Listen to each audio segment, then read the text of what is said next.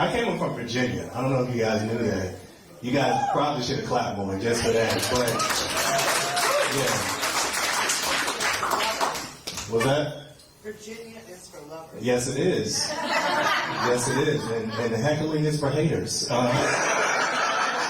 Make Me Laugh Monday right here on 100.5 The Vibe, the soul of the 7 cities with your main man, Tone Hollywood. You know how it is on a Monday. It can be a drag. You get, especially, it's right after Mother's Day, and, maybe you didn't get something you really wanted for Mother's Day, or maybe it just wasn't that what you thought it was. Well, today is the day that we're going to bring back the laugh, bring back the funny, and I got somebody that's sitting on the other side of me that's going to definitely do that on this Monday. I've seen some of his work, not just on his Instagram, but also on his podcast as well, and I'm so glad to finally get him here. Please give it up for Lionel Harris, man. What's going on, bro? What's up? Thank you for having me, man. Of course. Glad to have you here. I mean, we've bumped into kind of some of the people that you've worked with before have been on the show, and I've checked out some of your work, man, and you are hilarious. So the first question I got to ask you straight out the gate, man, you know what I'm saying? You make parenthood seem so funny, man. Bro. Like, Well, first of all, let me back up. I guess this interview is dedicated to all the mothers. There we go. All the mothers in the house. All the mothers in the house, man. We appreciate it. All the mothers. Parenthood is easy to make funny because it writes itself. Yeah. It writes itself. Honestly, when you do comedy, people assume that you exaggerate. People assume that you stretch. But if I'm being 100% honest, man, 85 to 90% of what I'm saying on stage is 100% true. And my embellishment is very small. Right. My kids really do the stuff I say they do. They really say the stuff I say they say. I don't put nothing in their voice. Sometimes all I'm doing is just taking notes. Life happened. I'll be like, oh, word. I was going to ask you. Yeah. That's what I do, man. Sometimes you hear him say something or just a regular conversation. You're like, you know what? I can use that in the bit. They do. How long you been doing comedy, brother? 10 years, man. Actually, this week. 10 years this week. Congratulations, bro. Congratulations. Thank you. Yes, sir. What was the motivation to get you to start doing comedy, man?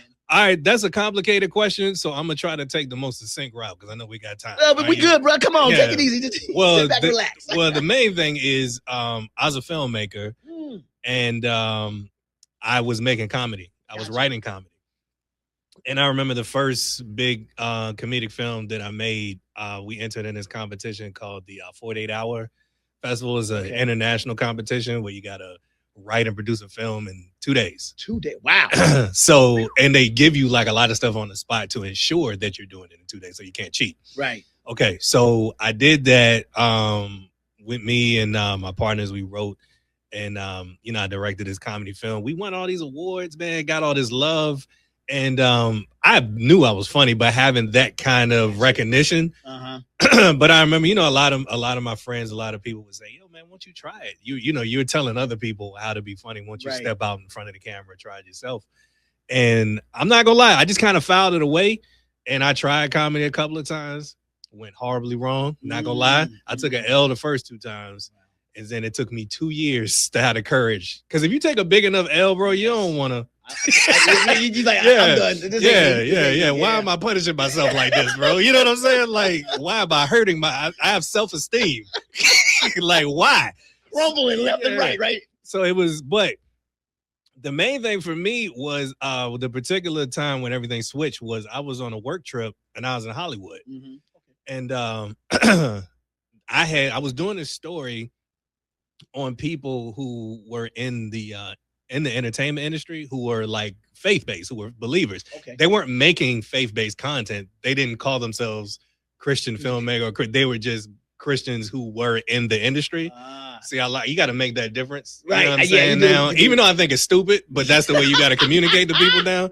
So like one guy was like, he was a choreographer and like he was on the Michael Jackson This Is It tour, and another person was like big international news. Another person worked on sitcoms, was the creative direct, the showrunner. And so I'm hearing all these people who are talking about how they were able to stay true to their faith and still be in the industry. And that was kind of a block for me because I grew up, you know what I'm saying, in church, man, my faith is important to me.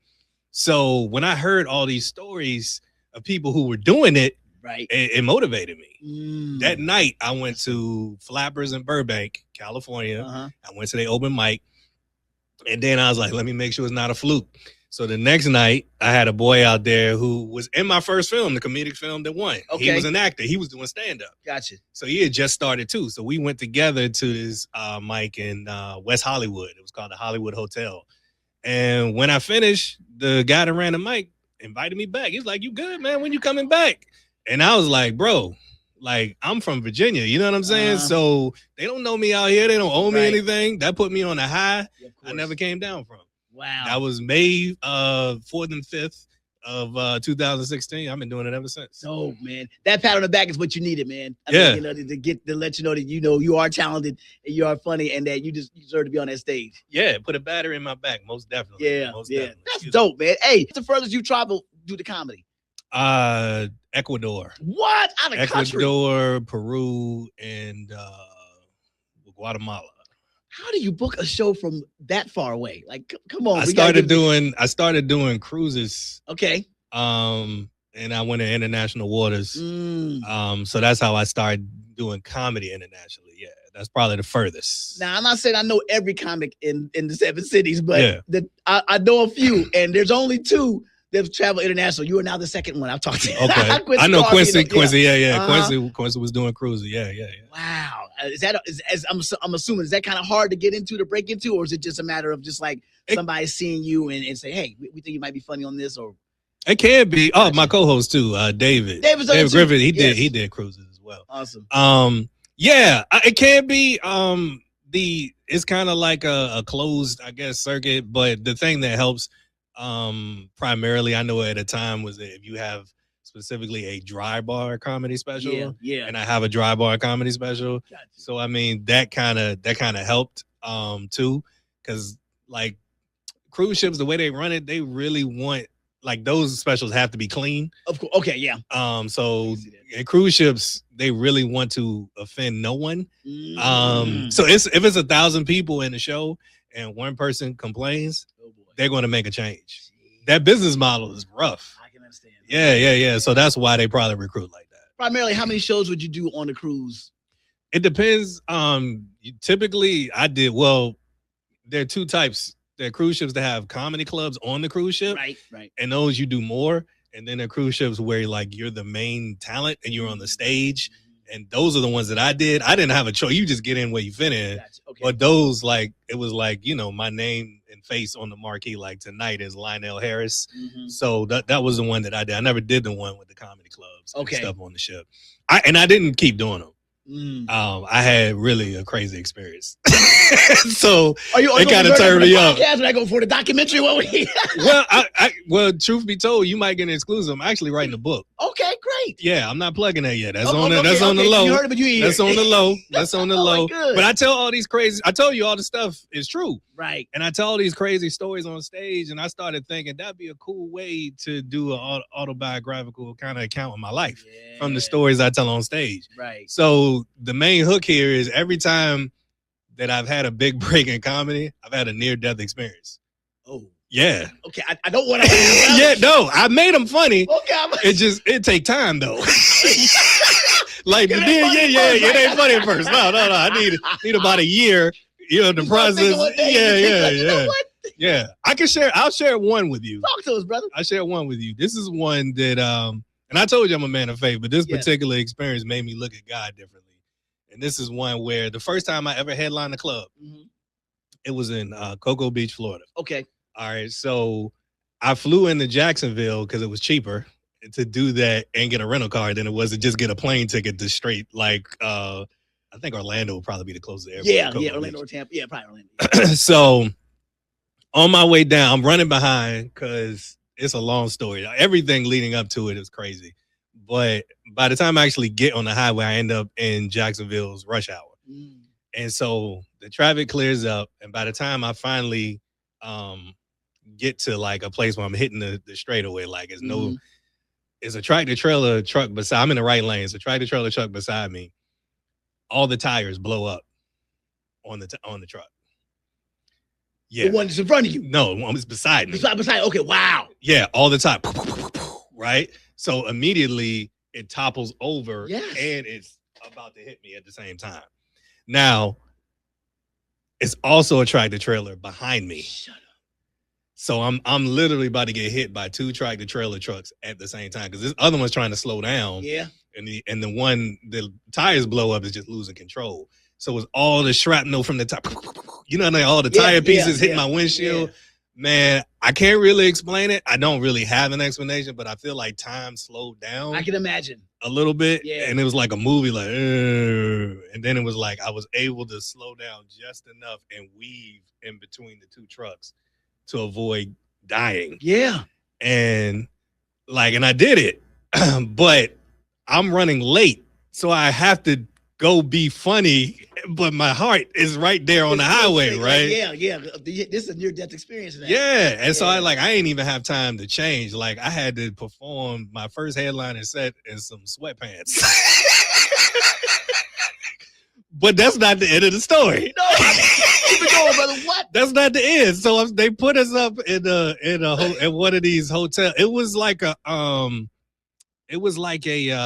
resort? Okay, all right. But the resort is like more motel than hotels. So people can. This is Florida, so I'm getting a visual here. Yeah. So I mean, I'm on the beach. I'm on Uh-huh. Cocoa, but you go out your door, you outside. Yep. Okay, it's no hallway. Mm-hmm. Somebody is trying to kick doors in. I guess maybe to see who they can rob, right? And it's like I'm talking about all this stuff has happened to me, and then somebody is trying to kick my door in. What? And bro, by this time, I was so tired. I don't even care because I almost died already. Yeah. Whatever happens at this point, right? Bro, I literally got up. I leaned the chair under the doorknob. Yeah. So okay. so at least Larger than- I got 30 seconds so I can get up and put my hands up and go out like a man. You know what I'm saying? Right. And then I just went back to sleep. I did. If he gets through the I door, ain't even had trouble sleeping, if bro. he gets through the door, it's just gonna happen. Yeah, I'm right? like, it's meant to my be. Goodness. So that's not it. On the same day, something else happened. Yeah, bro. So then later that night, I'm hearing a couple argue. So they like, It is Florida. yeah, so they arguing. And this is the real conversation. Once again, I don't embellish that much, but this is the real conversation. So some man and a woman, a couple arguing right outside my door. I told you they outside. So Yeah. the lady was like, you mean to tell me after you already cheated on me, you can't understand why I don't want you to go to a strip club tonight? This is a real, but they're yelling. Okay, They're yelling at the his walls ass. are pretty thin. Yeah. But okay. No, ain't no walls. Oh, They outside my they're door. outside Yeah, your door. they're Oh, right my outside my door. Come She's on, like, so man. you can't understand why I don't want you to go to a strip club tonight? And then the dude took a beat and he was like, why you got to bring up old stuff? So listen, this whole time, this is messing with my head, right? Because stereotypes, I'm thinking I'm assuming the race. But this is a white couple because there's no black people in Cocoa Beach. Right. I have to say, I was picturing dreads. I Nope. was picturing Nope. Trina, Trick Daddy. It's like, nuh-uh. what? No. Wow. Nope. This was Herb and Trish arguing right outside my door. So then I was like, the whole time I was like, as I was replaying this in my mind, I was like, oh snap. Like God never does one thing at a time. Anytime something is going on, he's always doing multiple things. So I was like, man, as their relationship was ending, new material was being born for me. Come on, man. He made sure that I heard it. Right. And You then soaked it all up. he knew I was going to be here Come on, man. with Tone Hollywood. And I was going to need to tell the story. Yeah, in the Come book. on, Yeah. man. That's what I'm Yeah. talking about, man. So, That yeah. is That's how my life goes. So like I can make it different. I can make it funny later. right. Yeah. But at the exactly. time, I'm like, man, why I gotta keep dying, bro? This ain't a video game. First of all, Extra I think lives. you need to go back to that hotel room. Just if you're ever in a writer's rut. Oh I yeah, think- yeah. I think that's where you need to go ahead and say, you know what, the material just come. Yeah, The material well, just I come. see you don't really believe in PTSD. Cause I'm not going back. I don't want that You smoke. on that road and Yeah. let alone No. that hotel. No, bro. I'm flying directly into Cocoa Beach next time. I'm not going to Jacksonville first. Because the girl with Kool-Aid blue hair made me late in the first place. See, there we go. What's wrong with your rental car? I was like, girl, you don't see that this thing is dented and scratched? What's wrong? What you complaining about? I'm like, I'm gonna be late to my show. That's probably why. If she had given me the rental car when I needed to, I would have never got hit by 2 tractor trailers. Exactly. Oh, But anyway, this is the type of thing that happens to me. right. So right now, I got my closing bit when I headline is about the time I almost died on the way to my dry bar. It don't stop, bro. I don't know. And then I ain't tell you what happened to me when I flew into Guatemala, bro. It's crazy. It's crazy. I don't know why, but I have these, and sometimes I just feel like that's how I know I'm supposed to be a comedian. True that, because you're able to turn into something. But these almost life-death experiences, man, it's got to be. Oh, I know, almost, bro. But What qualifies for almost? For the real thing, if that's almost, what you need, bro? You need 2 masked gunmen on the outside of the tractor trailer? Almost. It wasn't almost. Brother. Yeah, right. Yeah, I got you. My bad. You need some henchmen with a rocket launcher on the side of the truck with a heat-seeking Scud missile aimed at my. What do you need, Tone? But seriously, bro, you have some great stories to tell. And what's great about what your sense of comedy, man, you have just an amazing way of telling stories that even from a lot of, no disrespect to the comics I've had on here, that's the way you tell stories, man. It's so captivating and funny. And I'm waiting for the funny, you know what I'm saying? But I'm one of those, I like to laugh, but I'm one of those too that I know the funny is coming. So I'm all in. I'm listening to your story and I'm waiting for the reward. And I appreciate what you just did today was a reward. Unfortunately, it was a life-death experience. Yeah. I'm here, though. But you're here, though. Yeah. I'm here. Yeah. But if I'm being honest, it's going to sound super weird, but sometimes the only comfort I have in this time is if I think, like, I don't think it's my time yet. Yeah, that's the only thing that get me through it. I know that kind of be morbid, but yeah. So I'm like, I don't think it's my time. I still think I got more to do. So you do. So even though it's a rocket launcher aimed at me on the side of a tractor trailer, somehow I'm going to survive this. You know what I mean? When you get back to Chesapeake, when you get home, yeah, I'm here, brother. Yeah, but what happened before I got here? Don't know. But seriously. Either that, or that's my origin story, and I actually have superpowers. Like I got Wolverine healing power or something. Like maybe I did die. I don't know, but I'm still. Maybe your brain said for the truck not to, so yeah, right. In between or something like that. Maybe that's what happened. You got my Professor Xavier out here, bro. Where can we get more of this comedy? Where can we go support you, man? The easiest way is my namesake, LionelHarris.com, Lionel Harris Comedy on Instagram. I'm easy to find. Yeah, you know what I'm saying? Yeah. I'm on all the stuff, the podcast, Joker Day podcast. That's the only thing that's different. They don't have my name in it. Gotcha. But it's links to all that if you go to LionelHarris.com. But I know nobody like to go to websites no more. But I'm paying for it. So like just go, man. Do us a favor. Go straight. We're gonna put that here on the link. Go to the website, get that funny and any other thing you're doing so we can go ahead and support, because you're hilarious, and a talent like you definitely needs to be nurtured and just needs to be, appreciated and promoted, man. So I appreciate it. My face hurts. That's what it's all about. I hope you enjoyed being here. There was a Make Me Laugh Monday with the books. I did, man. And Lionel Harris, man, Make Me Laugh Monday. I think he did that right here on 100.5 The Vibe, man. Yo, that was yo.